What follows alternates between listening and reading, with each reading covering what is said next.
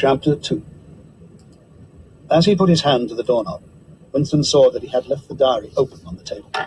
"Down with Big Brother" was written all over it, in letters almost big enough to be legible across the room.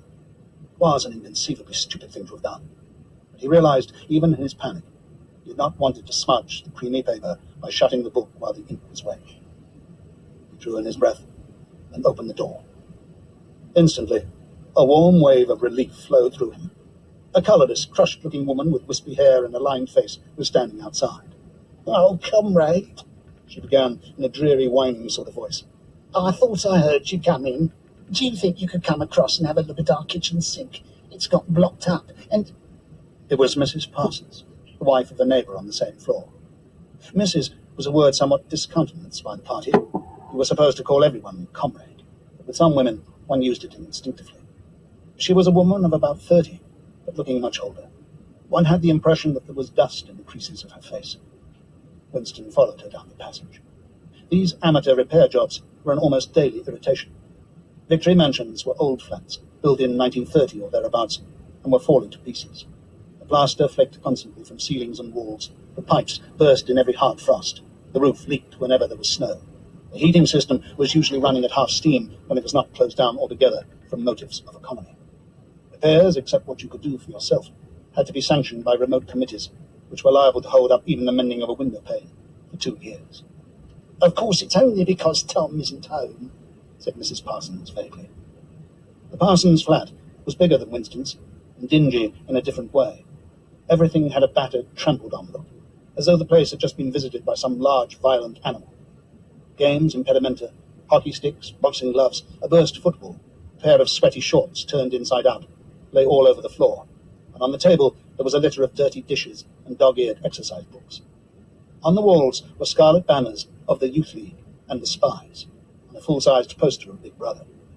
There was the usual boiled cabbage smell, common to the whole building, but it was shot through by a sharper reek of sweat, which, one knew this at the first sniff, though it was hard to say how, was the sweat of some person not present at the moment. In another room, someone with a comb and a piece of toilet paper was trying to keep tune with the military music, which was still issuing from the telescreen. "It's the children," said Mrs. Parsons, casting a half-apprehensive glance at the door. "They haven't been out today. And, of course—" She had a habit of breaking off her sentences in the middle. The kitchen sink was full nearly to the brim with filthy greenish water, which smelt worse than ever of cabbage. Winston knelt down and examined the angle joint of the pipe. He hated using his hands, and he hated bending down, which was always liable to start him coughing. Mrs. Parsons looked on helplessly. "Of course, if Tom was home, he'd put it right in a moment," she said. "He loves anything like that. He's ever so good with his hands, Tom is." Parsons was Winston's fellow employee at the Ministry of Truth. He was a fattish but active man with paralyzing stupidity, a mass of imbecile enthusiasms, one of those completely unquestioning, devoted drudges on whom, more even than on the thought police, the stability of the party depended. At 35, he had just been unwillingly evicted from the Youth League, and before graduating into the Youth League, he had managed to stay on in the Spies for a year beyond the statutory age. At the Ministry, he was employed in some subordinate post for which intelligence was not required. But on the other hand, he was a leading figure on the sports committee and all the other committees engaged in organizing community hikes, spontaneous demonstrations, saving campaigns, and voluntary activities generally. He would inform you with quiet pride, between whiffs of his pipe, that he had put in an appearance at the community centre every evening for the past 4 years. An overpowering smell of sweat, the sort of unconscious testimony to the strenuousness of his life, followed him about wherever he went, and even remained behind him after he had gone. "Have you got a spanner?" said Winston, fiddling with the nut on the angle joint. "A spanner?" said Mrs. Parsons, immediately becoming invertebrate. "I don't know, I'm sure. Perhaps the children—" There was a trampling of boots and another blast on the comb as the children charged into the living room. Mrs. Parsons brought the spanner. Winston let out the water and disgustedly removed the clot of human hair that had blocked up the pipe. He cleaned his fingers as best he could in the cold water from the tap and went back into the other room. "Up with your hands!" yelled a savage voice. A handsome, tough-looking boy of 9 had popped up from behind the table and was menacing him with a toy automatic pistol, while his small sister, about 2 years younger, made the same gesture with a fragment of wood. Both of them were dressed in the blue shorts, grey shirts, and red neckerchiefs, which were the uniform of the Spies. Winston raised his hands above his head, but with an uneasy feeling. So vicious was the boy's demeanor that it was not altogether a game. "You're a traitor," yelled the boy. "You're a thought criminal. You're an Eurasian spy. I'll shoot you. I'll vaporize you. I'll send you to the salt mines." Suddenly they were both leaping around him, shouting, "Traitor!" and "Thought criminal!" and the little girl imitating her brother in every movement.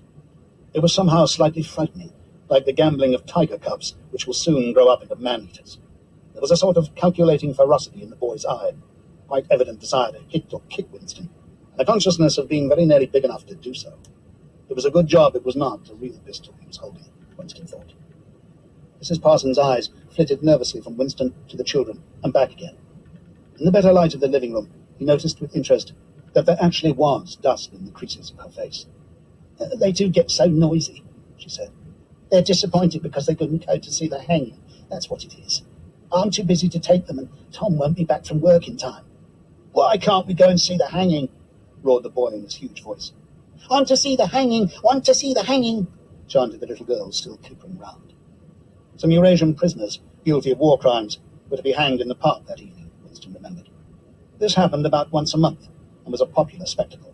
Children always clamoured to be taken to see. He took his leave of Mrs. Parsons and made for the door. But he had not gone 6 steps down the passage when something hit the back of his neck, an agonizingly painful blow. It was as though a red-hot wire had been jabbed into him. He spun round, just in time to see Mrs. Parsons dragging her son back into the doorway, while the boy pocketed the catapult. "Goldstein!" bellowed the boy as the door closed on him. But what most struck Winston was the look of helpless fright on the woman's greyish face. Back in the flat, he stepped quickly past the telescreen and sat down at the table again, still rubbing his neck. The music from the telescreen had stopped. Instead, a clipped military voice was reading out, with a sort of brutal relish, a description of the armaments of the new floating fortress which had just been anchored between Iceland and the Faroe Islands. With those children, he thought, that wretched woman must lead a life of terror. Another year, 2 years, and they would be watching her, night and day, for symptoms of unorthodoxy. Nearly all children nowadays were horrible. What was the worst of all was that by means of such organizations as the spies, they were systematically turned into ungovernable little savages. And yet this produced in them no tendency whatever to rebel against the discipline of the party. On the contrary, they adored the party and everything connected with it. The songs, the processions, the banners, the hiking, the drilling with dummy rifles, the yelling of slogans, the worship of Big Brother. It was all a sort of glorious game to them. All their ferocity was turned outwards against the enemies of the state, against foreigners, traitors, saboteurs, thought criminals. It was almost normal for people over 30 to be frightened of their own children, and with good reason. For hardly a week passed in which the Times did not carry a paragraph describing how some eavesdropping little sneak, child hero was the phrase generally used, had overheard some compromising remark and denounced his parents to the thought police. The sting of the catapult bullet had worn off. He picked up his pen half-heartedly, wondering whether he could find something more to write in the diary. Suddenly, he began thinking of O'Brien again. Years ago, how long was it? 7 years, it must be. He had dreamed that he was walking through a pitch-dark room, and someone sitting to one side of him had said as he passed, "We shall meet in the place where there is no darkness." It was said very quietly, almost casually, a statement, not a command. He had walked on without pausing. What was curious was that at the time, in the dream, the words had not made much impression on him. It was only later and by degrees that they had seemed to take on significance. He could not now remember whether it was before or after having the dream that he had seen O'Brien for the first time, nor could he remember when he had first identified the voice as O'Brien's. But at any rate, the identification existed. It was O'Brien who had spoken to him out of the dark. Winston had never been able to feel sure, even after this morning's flash of the eyes, it was impossible to be sure, whether O'Brien was a friend or an enemy. Nor did it even seem to matter greatly. There was a link of understanding between them, more important than affection or partisanship. "We shall meet in the place where there is no darkness," he had said. Winston did not know what it meant, only that in some way or another it would come true. The voice from the telescreen paused. A trumpet call, clear and beautiful, floated into the stagnant air. The voice continued raspingly. "Attention! Your attention, please. A news flash has this moment arrived from the Malabar front. Our forces in South India have won a glorious victory. I am authorized to say that the action we are now reporting may well bring the war within measurable distance of its end. Here is the news flash. Bad news coming, thought Winston. Sure enough, following on a gory description of the annihilation of a Eurasian army with stupendous figures of killed and prisoners, came the announcement that, as from the next week, the chocolate ration would be reduced from 30 grams to 20. Winston belched again. The gin was wearing off, leaving a deflated feeling. The telescreen, perhaps to celebrate the victory, perhaps to drown the memory of the lost chocolate, crashed into Oceania, 'tis for thee. You were supposed to stand to attention. However, in his present position, he was invisible. Oceania, 'tis for thee gave way to lighter music. Winston walked over to the window, keeping his back to the telescreen. The day was still cold and clear. Somewhere, far away, a rocket bomb exploded with a dull, reverberating roar. About 20 or 30 of them a week were falling on London at present. Down in the street, the wind flapped the torn poster to and fro, and the word Ingsoc fitfully appeared and vanished. Ingsoc. The sacred principles of Ingsoc.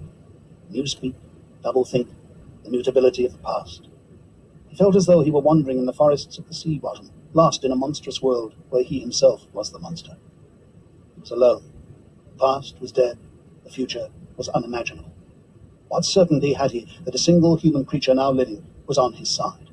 And what way of knowing that the dominion of the party would not endure forever? Like an answer, the three slogans on the white face of the Ministry of Truth came back at him. War is peace. Freedom is slavery. Ignorance is strength. He took a 25-cent piece out of his pocket. There, too, in tiny, clear lettering, the same slogans were inscribed, and on the other face of the coin, the head of Big Brother. Even from the coin, the eyes pursued him. On coins, on stamps, on the covers of books, on banners, on posters, and on the wrapping of a cigarette packet, everywhere. Always the eyes watching you and the voice enveloping you. Asleep or awake, working or eating, indoors or out of doors, in the bath or in bed, no escape. Nothing was your own, except the few cubic centimeters inside your skull. The sun had shifted round, and the myriad windows of the Ministry of Truth, with the light no longer shining on them, looked grim as the loopholes of a fortress. His heart quailed before the enormous pyramidal shape. It was too strong. It could not be stormed. 1,000 rocket bombs would not batter it down. He wondered again for whom he was writing the diary. For the future, for the past, for an age that might be imagined. And in front of him there lay not death, but annihilation. The diary would be reduced to ashes, and himself to vapor. Only the thought police would read what he had written before they wiped it out of existence and out of memory. How could you make an appeal to the future when not a trace of you, not even an anonymous word scribbled on a piece of paper, could physically survive? The telescreen struck 14. He must leave in 10 minutes. He had to be back at work by 14:30. Curiously, the chiming of the hour seemed to have put new heart into him. He was a lonely ghost uttering a truth that nobody would ever hear. But so long as he uttered it, in some obscure way, the continuity was not broken. It was not by making yourself heard, but by staying sane, that you carried on the human heritage. He went back to the table, dipped his pen, and wrote, to the future, or to the past, to a time when thought is free, when men are different from one another and do not live alone, to a time when truth exists and what is done cannot be undone, from the age of uniformity, from the age of solitude, from the age of Big Brother, from the age of doublethink. Greetings. He was already dead, he reflected. It seemed to him that it was only now, when he had begun to be able to formulate his thoughts, that he had taken the decisive step. The consequences of every act are included in the act itself. He wrote, thought crime does not entail death. Thought crime is death. Now that he had recognized himself as a dead man, it became important to stay alive as long as possible. 2 fingers of his right hand were ink-stained. It was exactly the kind of detail that might betray him. Some nosing zealot in the ministry. A woman, probably. Someone like the little sandy-haired woman or the dark-haired girl from the fiction department might start wondering why he'd been writing during the lunch interval, why he had used an old-fashioned pen. What had he been writing? And then drop a hint in the appropriate quarter. He went to the bathroom and carefully scrubbed the ink away with a gritty dark brown soap, which rasped your skin like sandpaper and was, therefore, well adapted for this purpose. He put the diary away in the drawer. It was quite useless to think of hiding it, but he could at least make sure whether or not its existence had been discovered. A hair laid across the page ends was too obvious. With the tip of his finger, he picked up an identifiable grain of whitish dust and deposited it on the corner of the cover, where it was bound to be shaken off if the book was moved.